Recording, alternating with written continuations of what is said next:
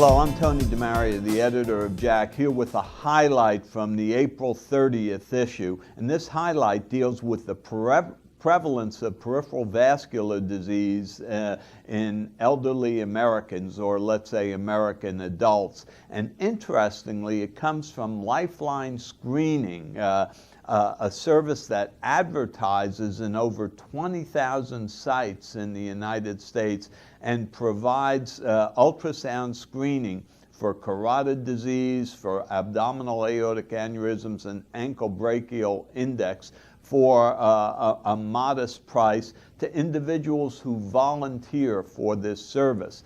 The Society of Vascular Surgeons was able to acquire this database and used it to analyze for the prevalence of vascular disease. And it was particularly valuable because of the enormous size. They managed to get over 200,000 individuals over the age of 80 and over 10,000 individuals over the age of 90. So some very unique data.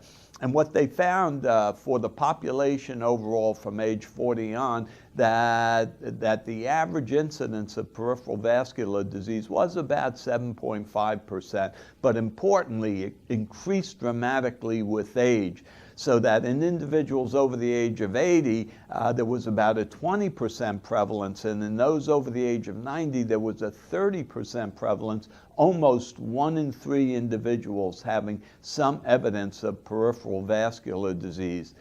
Now, they used, for their definition, a carotid stenosis of greater than 50%, an ankle brachial index of less than 0.9, or the prevalence of aortic dilation diameter of greater than 3 centimeters. And in using these criteria, they found that overall in the group that the incidence of carotid and peripheral vascular disease, PAD, was about the same. The incidence of aortic aneurysms was less than 1%. As people aged, there was, interestingly, some differentiation. There was a somewhat greater increase in the incidence of peripheral artery disease with age than there was of carotid stenoses. Now, whether this represents a difference in pathophysiology or a survival selection, whereas those people who might have had carotid stenoses might have died earlier.